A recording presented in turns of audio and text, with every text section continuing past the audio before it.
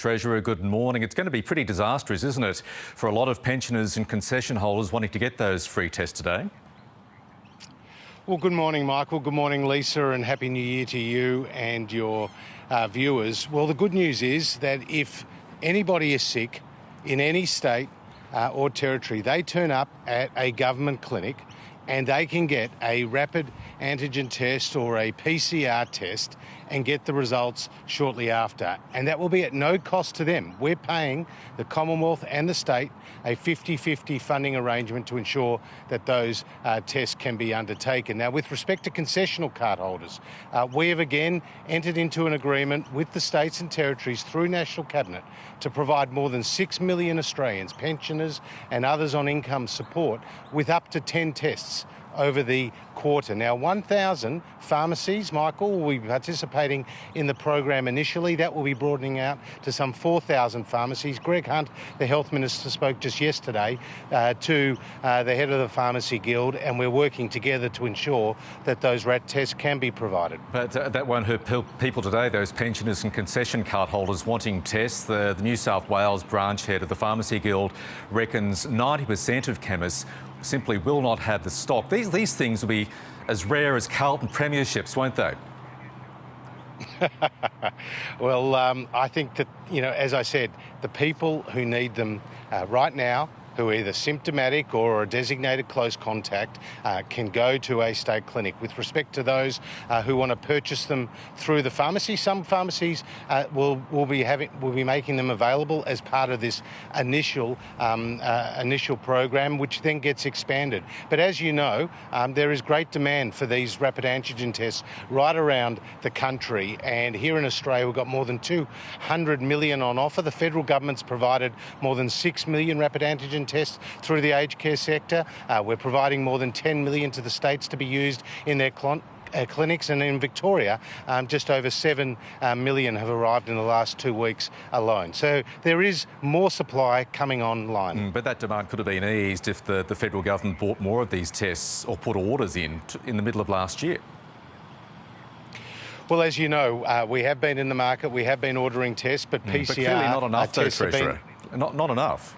Well, and every country would like more, but the good news is more are coming online, with millions arriving into the states and through the federal government. But let's also emphasise to your viewers that the health experts who brief National Cabinet say that the rapid antigen test is not the universal screening product that should be used every day in every workplace. We should focus on the most vulnerable cohorts, and we should ensure that there is access for those people who need it most. And of course, they are the symptomatic people as well as those who are the designated close contacts. But as you know, these tests provide peace of mind, especially for parents of kids, both young and old. Pensioners, certainly. It is going to be this mad scramble for, at this stage, relatively few of these tests. Not a great situation for this country to be in. Well, again, every country is going through supply chain pressures with respect to rapid antigen tests. But we talk about the Australian... Your government talks about the Australian way. Shouldn't the Australian way involve, or should have involved, more orders? Let's forget about other countries. Let's talk about the Australian way. More orders by the federal government last year for these tests, so we would not be facing this scramble for the tests at the moment. Well, Michael, let me give you some facts. Firstly, the federal government has helped fund more than 53 million tests, and we've done that either by providing 100% of the funding through Medicare or on a 50-50 basis with the states.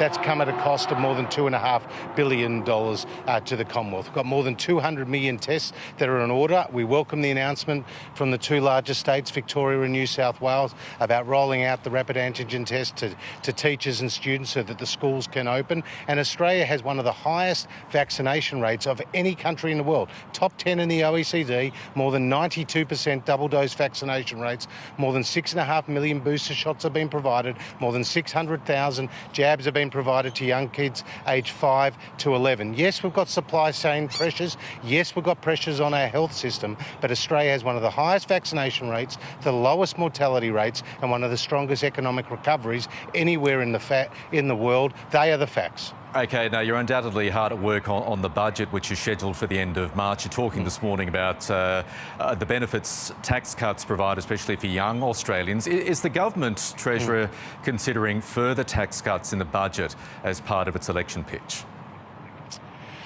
Well, just look at our track record. At every opportunity, we've looked to cut taxes, and that's what we've done since coming to government. We've got a small business tax rates at the lowest level in more than 50 years. We've got record business investment tax incentives, which have helped increase investment despite the recession. And for income earners, we've rolled out very significant structural reform, including legislating the abolition of a whole tax bracket. If you're earning $60,000 today as a teacher or a nurse, you are paying $2,160 less tax this year than under Labor. And what the figures we revealed today from the tax office show is that younger people have been the ones who've been receiving the bulk of that support as a proportion of their income being paid on tax. If you're 15 to 24, you have paid 19% less tax as a proportion of your income as a result of the tax cuts that we have implemented. OK, just before we go, I noticed you were at the tennis yesterday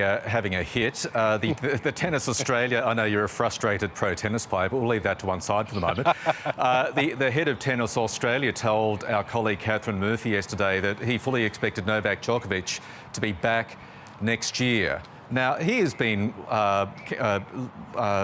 cancelled out of Australia for 3 years, hasn't he, as part of the deal by the agreement by the immigration minister? It is, but every year a new application can be made, and I'm not going to preempt what happens in a year's time in terms of the decision of the immigration minister at that point in time, and whatever the situation is with respect to the pandemic. What we do know is that the Australian government took strong action. The health minister back in November last year wrote to Tennis Australia, laid out what the conditions were for someone who was unvaccinated coming into the country. They needed to go through the 2-week quarantine process or have a appropriate exemption. Novak Djokovic didn't, and no one is bigger than the Australian Open, and certainly no one is bigger than our border protection laws. The full court of the federal court upheld unanimously the decision of the immigration minister Alex Hawke, and now we're watching a great festival of tennis, of course minus Novak Djokovic, but I think we're all hoping, Michael, that Ash Barty can hold that trophy aloft at the end of the second week, so no pressure whatsoever. Yeah, we are indeed. Treasurer, thanks for joining us this morning. My pleasure.